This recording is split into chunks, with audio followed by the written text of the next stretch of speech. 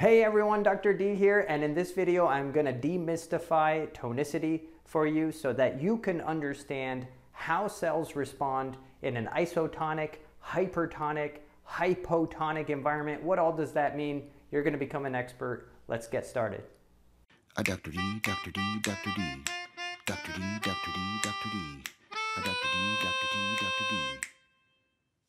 Explain stuff. What's diffusion? Diffusion is the spontaneous movement of molecules from areas of high concentration, like this, to areas of low concentration. These molecules will spread out from an area of high concentration to areas of low concentration. This happens spontaneously. This does not require any energy input. In fact, energy is released. These molecules will move from where they are more highly concentrated to where they are less highly concentrated. Now, one thing to remember for these tonicity problems is that just remember one thing. Whatever is diffusing is moving from where it is high in concentration to where it is lower in concentration. And that is called moving down the concentration gradient. If something is moving against diffusion, that means it's going against the concentration gradient. That's just some good terminology to understand. So now let me introduce you to the concept of passive transport. Passive transport simply means that diffusion is happening across a membrane. You see this dashed line I drew? That represents some kind of membrane, some barrier that the diffusion is going to cross, right? Now look, in red I have solute, and in blue, the small blue dots represent the solvent, in this case water. Now, where is the solute higher in concentration? On the left side or on the right side of this dashed line, of the membrane down the middle? The solute is higher on the left side in concentration. So the solute will diffuse to the right? These red dots will travel through these holes in the membrane towards the right. So what we say is there's a net flow of solute to the right. And guess what? When you have diffusion of solute across a membrane, this is an example of passive transport, but specifically it's called dialysis. Dialysis is the diffusion of solutes such as sugar, salt, etc. across a membrane. The diffusion of solute across a membrane is dialysis, an example of passive transport, okay? Now, let me ask you this, watch this. What if I were to make this membrane like this, where I have very small pores in the membrane? Look what I've done.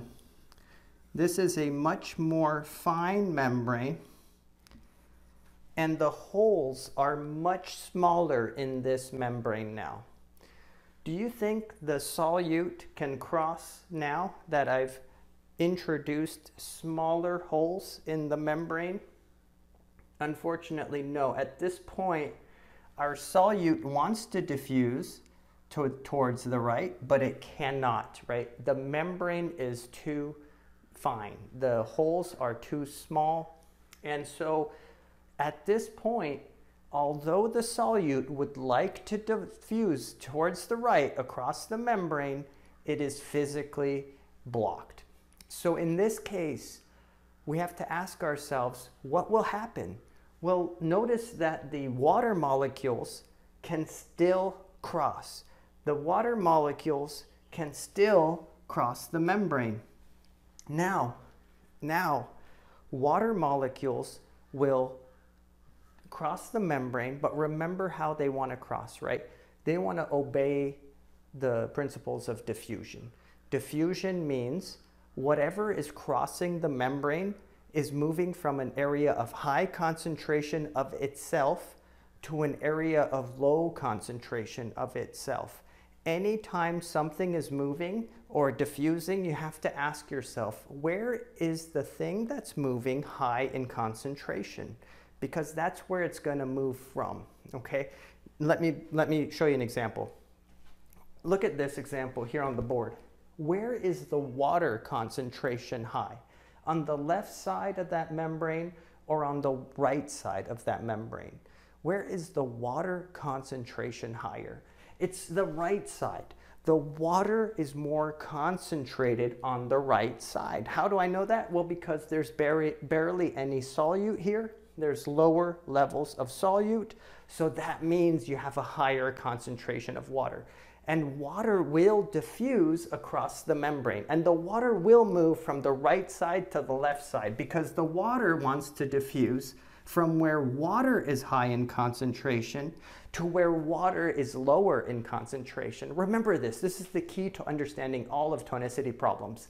Whatever is crossing the membrane is moving from where it is high in concentration to where it is lower in concentration. This means if the red solute is the thing that's diffusing, it's gonna go from where it is high in concentration on the left to where it is low in concentration on the right. But if it's the water that's diffusing, because the pores are too small now, the water will move from where water is more concentrated on the right to where water is less concentrated on the left.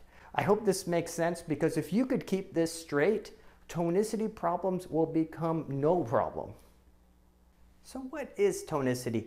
Tonicity refers to the ability for a surrounding solution to cause a cell to either gain water volume or lose water volume. It's simple as that. Now, what could drive this phenomenon? It all has to do with the solute concentration of the cell versus the environment. Every cell has roughly 0.9% salt, and I'm going to write NaCl. That's the concentration of salt in each animal cell. Now, when in our bodies, the environment outside of our cells matches the salt environment inside of our cells. So your blood, the fluids of your blood are also at 0.9% salt. This means that the salt concentration inside of your cells matches the salt concentration in the fluid that's outside of your cells. And this is good because water enters the cell and water can leave the cell. This is a very important point. In these tonicity problems, it's not the salt that enters the cell with diffusion. It's not the salt that leaves the cell. These are osmosis problems. Water is what's diffusing across the membrane, okay? I need you to remember that whenever you're seeing these, it's not the solute that crosses the membrane. It is the solvent. It is the water that crosses the membrane. And it crosses obeying the principles of diffusion. There's osmosis going on. That means that water is diffusing across the membrane. Now, look at this. If the salt concentration inside of the cell matches the salt concentration outside of the cell, that means that not only is the salt concentration equal inside and outside, but the water concentration is also equal inside the cell versus outside of the cell. So for every one water molecule, H2O, for every one water molecule that enters the cell, about one water molecule leaves the cell. This causes the cell to neither gain water volume or lose net water volume. The cell will remain what's called normal. This is a happy and normal animal cell. And this is known as an isotonic environment. Iso meaning equal.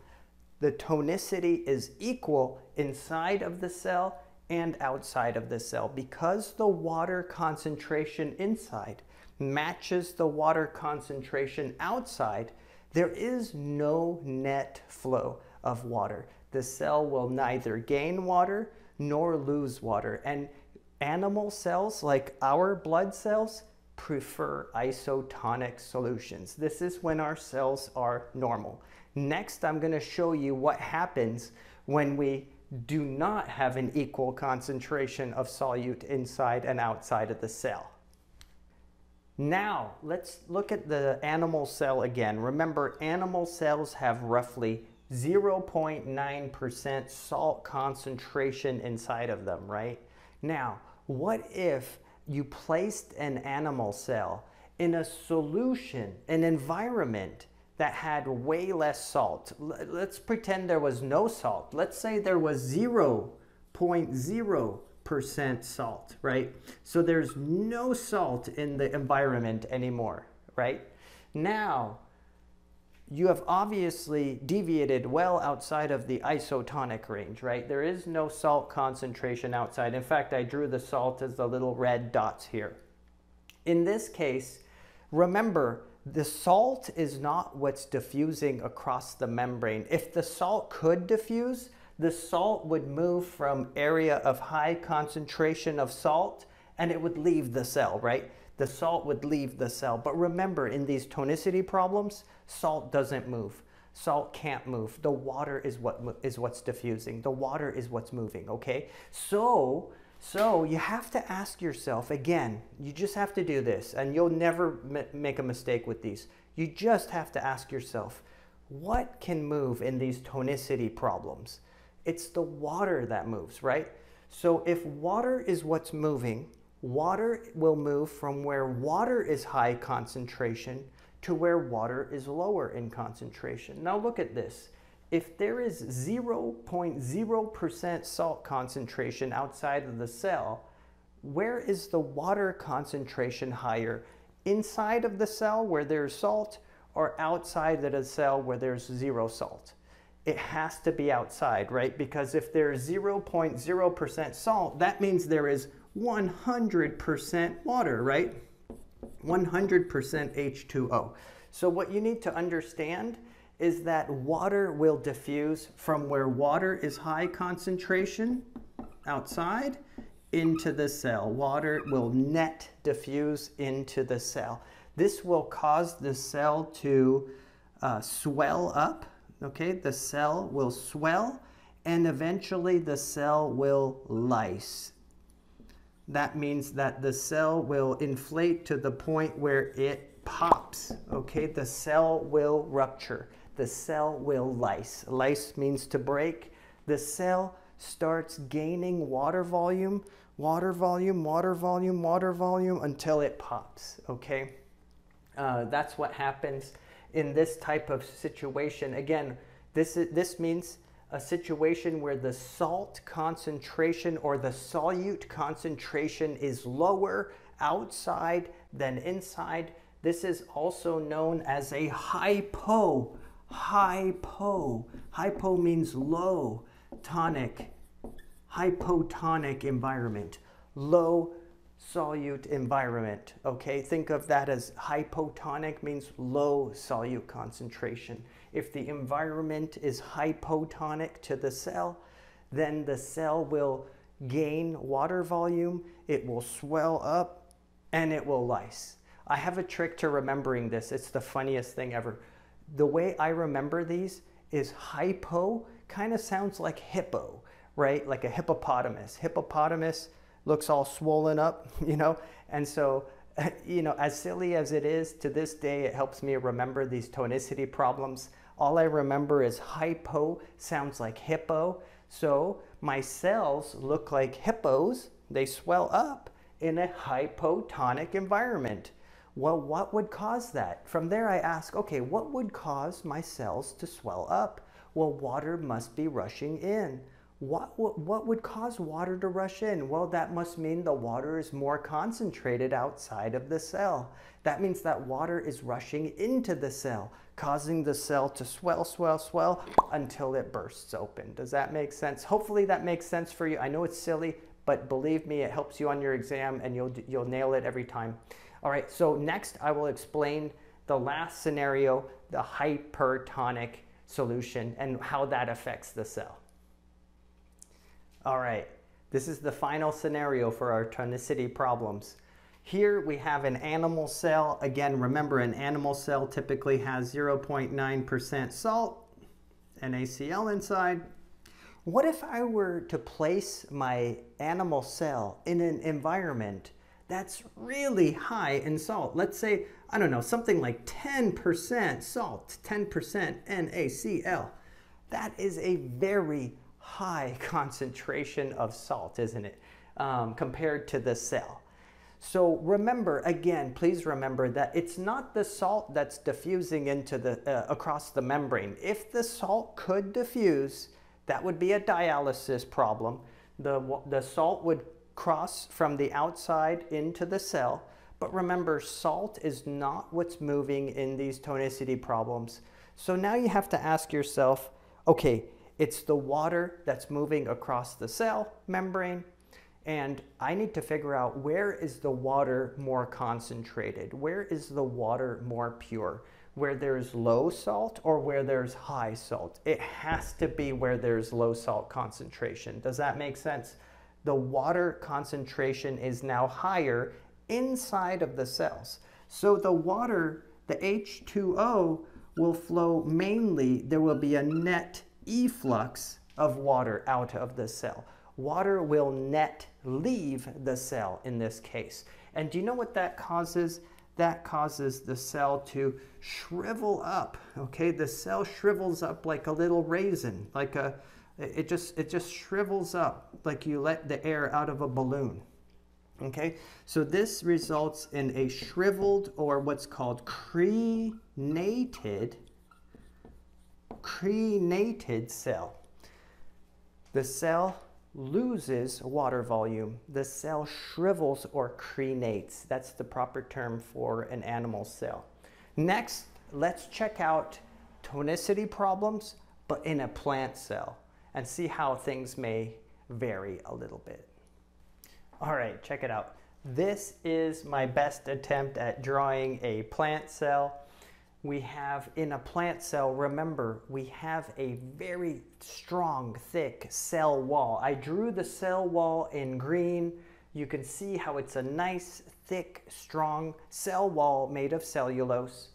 But I want you to remember that plant cells also have a plasma membrane. I drew that as this thin blue line across the cell wall.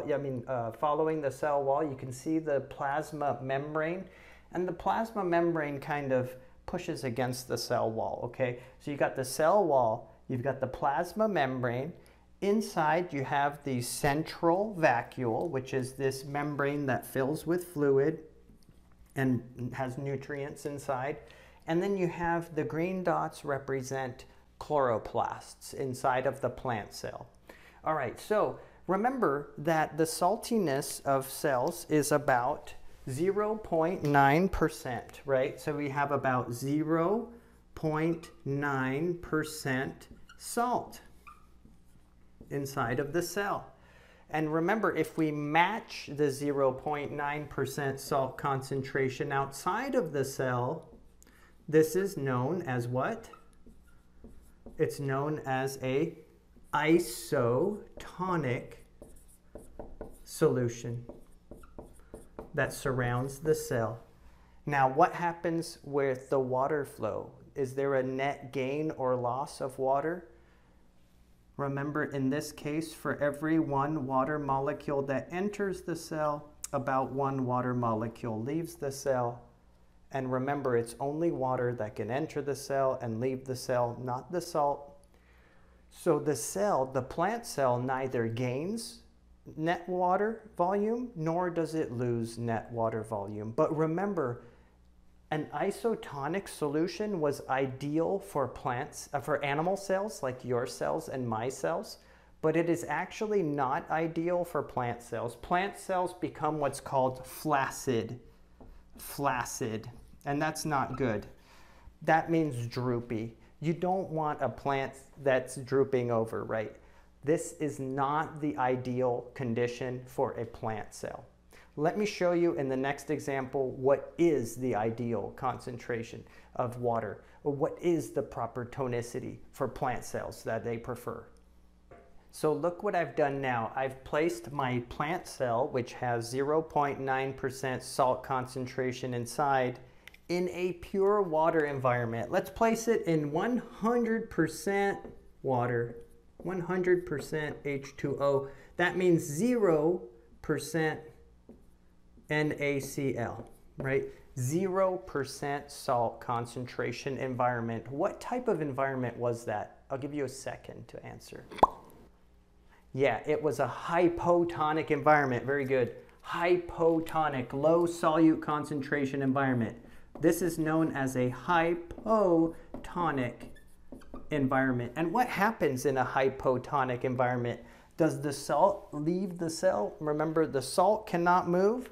So it's the water that enters. The water will move from outside, where the water is way more concentrated. The water will enter the cell, causing the cell to swell up. Remember, this causes the cell to take up water volume. It causes the cell to swell up. However, will this plant cell lyse? Will it explode and pop? The answer is no. Because remember this thick green cell wall that plant cells have that animal cells don't?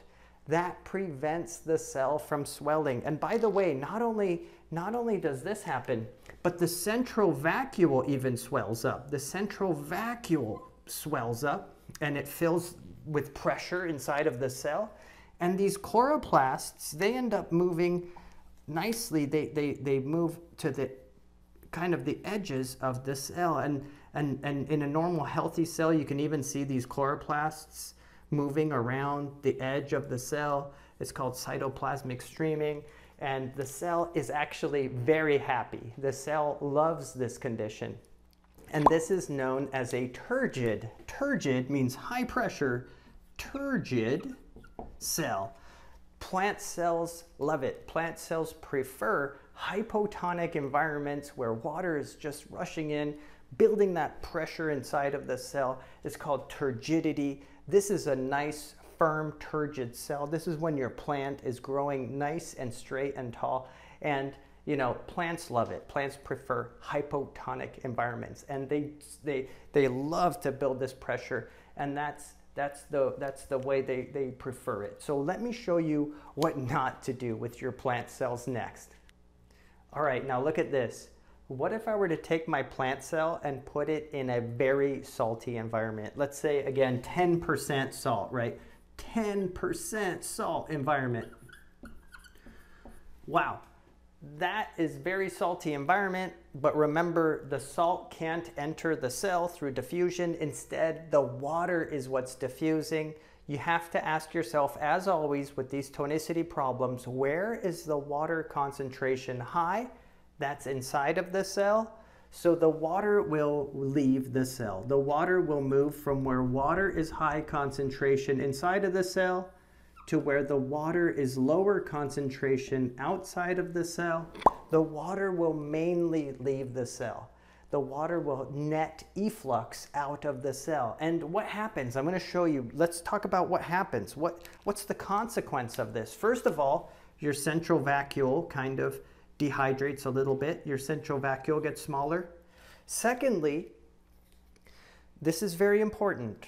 Remember, your cell wall is so strong, it's not going to shrivel up like an animal cell membrane does. But remember that plant cells have a cell membrane.